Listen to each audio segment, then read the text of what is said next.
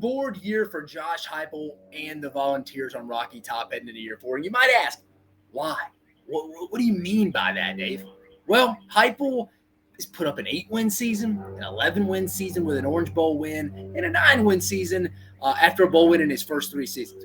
I think it's fair to say at this point, the floor under Josh Heupel in Knoxville is high. I think it's about 8. I think the floor of Josh Heupel year to year now, I don't expect him to lose more than 4 games in a season. Now, I think his system has proven that. And I think in today's college football ecosystem, that would be 1 playoff and 2 missed playoff seasons in his first 3 seasons. I mean, obviously, 22, they would have made the playoffs.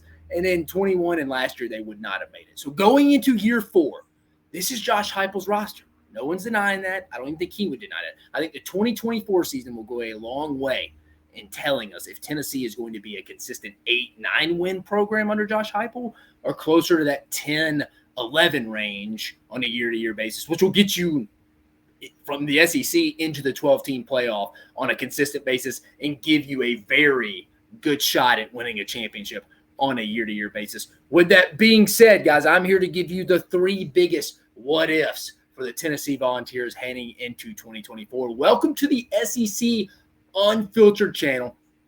I'm your host, Dave Shumate, longtime college football personnel guy, worked in the SEC football recruiting departments, personnel departments for 7 seasons. But before we get to the segment, we do have some bills to pay. Guys, if it's slow season right now, but again, we got Major League Baseball playoffs or a Major League Baseball All-Star game coming up. The regular season has I think this weekend, and then it's the All-Star break. But after that, if you're wanting to go to a Major League Baseball game this summer after the All-Star break, I'll be going to some here in Atlanta. Use our guy SeatGeek. Go to SeatGeek.com and use code SECU for $20 off your first purchase. Use them in the fall too, guys. If you're in Atlanta, go to that Clemson Georgia game first weekend of Labor Day. Use our guy SeatGeek, and again, if it's your first time, use that code SECU for $20 off your first purchase there, guys. But let's get to it. Let's get to why you're here. Let's get to why you're here. 3 biggest what-ifs for the Tennessee Volunteers heading into 2024. First, I think it's the big question for Tennessee. I know a lot of people want to start off on the offensive side of the ball when they're talking about Tennessee and Josh Heupel, but I'm here to talk about the defense right off the bat. First, what if Tennessee secondary plays above expectations? The secondary is going to determine the ceiling for this defense. And to this point, it's been the weak link pretty much basically every year for Josh Heupel. Tennessee fans still have nightmares about Spencer Rattler torching the secondary for 5 touchdowns and essentially knocking the balls out of the 2022 playoff picture. Coordinator Tim Banks, he's nudged some guys into the portal. Good thing there. Nudged some guys into the portal and brought in some guys like Jermod McCoy from Oregon State and Jacoby Thomas from Middle Tennessee State. McCoy, after going back, watching the film, impact player for the Beavers as a freshman. And while Thomas, the Middle Tennessee State transfer, made 71 stops for the Blue Raiders at safety, Ricky Gibson III, he's coming back. He came on late, and he should have an impact at the other corner spot. And we're also forgetting about redshirt freshman Jordan Matthews, who has high potential, high upside, and he's going to have opportunities as well. Now, some people are going to tell you this defense has been horrible. It's been horrendous. That's for casuals. That's fool's gold. That has not been the case. I mean, they finished 22nd in scoring defense, only giving up 20 points per game in 2023, which is really the only defensive stat outside of explosive plays given up and how you are in the red zone. Those are really the 3 key stats. Now, if you're talking about secondary, yeah, you want to look up yards allowed through the air. You want to talk about that. But really, if you're talking about overall defense for working in these buildings, you know what the 3 main stats teams look at? Scoring defense, how many explosive plays are you giving up, plays of 25 plus or more on the ground or through the air, and red zone. Are you holding teams to field goals? Are you getting stops in the red zone? Total defense, no one really looks at that or cares. But what if this secondary is just a solid unit across the board, just like a top 40 passing yards allowed? And again, that's not a massive stat, but just for the sake of this argument, what if they're in that category? Can they get a good break from an injury standpoint? If they're a top 40 pass defense, they stay relatively healthy. What happens there? Because, I mean, I think this front 7 for Tennessee is going to be among the conference's best. You know those names: Amari Thomas, Bryson Easton, Omar Norman Lott, and how can I forget, probably the best defensive player in the Southeastern Conference, at least going into the season, defensive end James Pierce. Tennessee's got guys. Aaron Carter, Keenan Peely, if he can stay healthy. They have a good front seven, probably a top 3 heading into the season, I would say.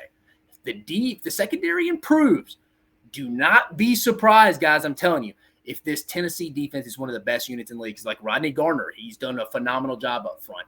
Now it's time for Willie Martinez to carry his weight. If the ball secondary can step up, I'm telling you, watch out. Watch out. Second, what if? What if we're going to the other side of the ball now? What if the run game, the offensive run game, the Tennessee run game doesn't get going? Now, going into this, when I was prepping for this, I was going to say, what if Nico doesn't live up to expectations? But I believe the Tennessee run game is going to have a major impact on that overall. Nico's first time starting. I think that's going to have a massive impact on how he looks his first season. It's a lazy narrative, but a lot of people think the Heupel offense is just wide splits, just slinging it outside the numbers, and just it's a spread offense. It is that to an extent, but don't get me wrong. Josh Heupel wants to spread out, but he wants to run the football. He does. And the whole offense starts up front. I mean, look at Jalen Wright and Jabari Small from last year. But the running back room a little bit thin. Dylan Sampson's back, but I don't think he's an every down back. Can Cam Seldon stay healthy? Can Deshaun Bishop stay healthy? What are we going to get from Khalifa Keith? And then true freshman Peyton Lewis, who they signed from Salem, Virginia. He's going to have a chance to come earn some reps. Who steps up out of that group? They need someone to step up because Dylan Sampson cannot be the bell cow. He cannot be an RB1. It carries the ball 15, 20 times a game. His frame can't hold up to that. Not just in the SEC anyway. He's more of your explosive, use him down, check down in the passing game. He's not your in between the tackles running back on a consistent basis. Then also added, if the run game's going to be affected, if it's going to need its leader up front at the center spot in Cooper Mays, it is. I mean, he was out with a sports hernia injury last year, and I think he was a big reason why they lost that Florida game in the Swamp last year. I think he was. And you add in on the other offensive line spots, Javonte Spraggins. I think he's the best guard in the league. John Campbell, another good player as well. And I think overall we have a good feel what Nico's going to be. But if he's going to reach his ceiling in his first year as a starter, it's going to start up front, and it's going to be up to the offensive line and the running backs room, someone to step up to help get this run game started, and that will relieve a lot of pressure on Nico as a first-time starter. Because if they can't get the run game going, that's going to set Nico up for failure. So that's my second what if. What if Tennessee doesn't get the run game going? And then finally, what if Josh Heupel makes the playoffs in 2024? I know it's a pretty simple statement, but what if he does? That's a fair expectation. And I think that is what is needed in 2024. This is a springboard year. I mentioned it at the very beginning of this segment. Springboard year, folks. I don't even think it's remotely debatable. This is a springboard year for Josh Heupel. Let's pull up the schedule. Open up with UT Chattanooga. Should be a win. NC State in Charlotte, neutral site. I think that's going to be a trickier game than some people think. I think Tennessee's obviously going to be favored. They should win that game. Grayson McCall is going to be there. They have a lot of guys back on defense. NC State. It'll be interesting with Dave Dorn in that squad. But you think Tennessee should win that game? Could be close. I think it will be close, but I think Tennessee wins that game. Kent State should be a win. At Oklahoma, Josh Heupel returning to his alma mater, SEC opener. It's going to be a rocking environment, but Oklahoma has a first-time starter at quarterback as well, breaking in 5 new starters on offensive line. Tennessee's going to have one of the better defensive lines in the league. You do the math. Bye week. At Arkansas. Could be tricky coming up bye week, but you would think Tennessee would win that game. Florida at home. I think Tennessee should win that game this year. It's at home. Alabama. They did it 2 years ago. I know they've only beaten Alabama one time in the past 17, 18 years. But again, it's in Neyland. Nick Saban's no longer in Tuscaloosa. This is a game Tennessee certainly can win. Bye week, second bye week. Kentucky at home. Tennessee rarely loses to Kentucky. Remember, death, taxes, and Tennessee beating Kentucky. It's a pretty regular thing. Mississippi State at home. I don't think Jeff Lebby and Mississippi State in his first year are really going to get it done. It could be a winless season for them in conference play. At Georgia, let's just say a loss. UTEP at home win. At Vandy win. Give or take, let's say they lose either at Oklahoma or Alabama at home and then lose to Georgia. 2 out of those 3. 10-2. Tennessee's in the playoffs. Tennessee's in the playoffs at that point. Now, is that exactly going to happen? I don't know. I think it's going to be somewhere around that 9-3, 10-2 mark for Tennessee. And I think 10-2 gets them into the playoffs and should be the expectation for Tennessee in year 4. This is Josh Heupel's roster, guys. You can't keep going off the fact of, hey, well, just our secondary isn't very good. But the offense keeps going. It's his roster now. He's the head man. He's got to fix that issue. You can blame Willie Martinez all you want, but it starts with the head man. And I've always said that after working in it Every time someone's been fired within a program I've been at, or the head coach, it always starts at the top. It's the head coach's fault. I don't care what it is. You can blame it who it is. If the secondary is not fixed, that will be on Josh Heupel. That will be on Josh Heupel. But what Heupel and the Vols do in 2024 is most likely going to be what you see on a consistent basis, good, bad, or indifferent. I think the proof will be in the pudding at that point. It'll be 4 solid years. You'll know what you're getting. And again, I think Tennessee's floor for Josh Heupel's high. It's 8 wins. That's a high floor for most teams. I don't think he's really ever going to be much worse than that. They're going to win plenty of games. But will the SEC and national championships follow? That's a question. And if not, if Tennessee just wins a bunch of games, gets in that 8 to 10 win mark, but never really has a championship, can we start calling them the NBA version of the early 2000 Phoenix Suns? You remember them. You remember that team led by Steve Nash? That was that team could never beat the Spurs. They'd score a lot of points, couldn't defend to save their lives. Who does that sound like? It's a fair comparison. I think if Tennessee doesn't make the playoffs this year, you could kind of start calling them the early 2000s Phoenix Suns. Just could never get it done in the playoffs, could never get past the Spurs, won a lot of games, have no rings, don't have anything to show for it. I'm not saying that's what's going to happen. I think that would be a fair assessment, though, if Tennessee doesn't make the playoffs this year, or at least wins 9 games.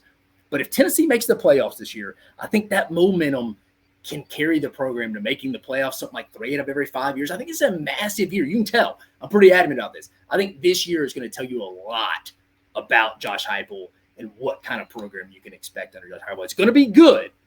There's a big difference between good and great, y'all. There is a big difference between good and great. But that'll do it for the 3 biggest what-ifs for the Tennessee Volunteers heading into the 2024 season. First, what if Tennessee secondary plays above expectations? Second, what if the run game doesn't get going?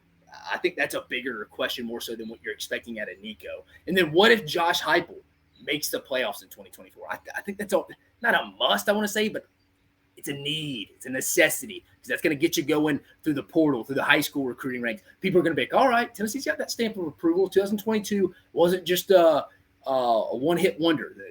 Tennessee's going to start being in that playoff contention, compete for championships on a regular basis, or are we going to start calling them the early 2000s Phoenix Suns, where they won a lot of games but have no rings, no hardware to show for it, guys? But again, guys, I'm your host, Dave Shumate, coming at you here from the SEC Unfiltered platform. Again, guys, like, subscribe, hit that notification bell. Tell us what you like, don't like. Tell me how bad you hated these 3 biggest what-ifs if you're the Tennessee Vol fans out there. But again, guys, I appreciate you joining us.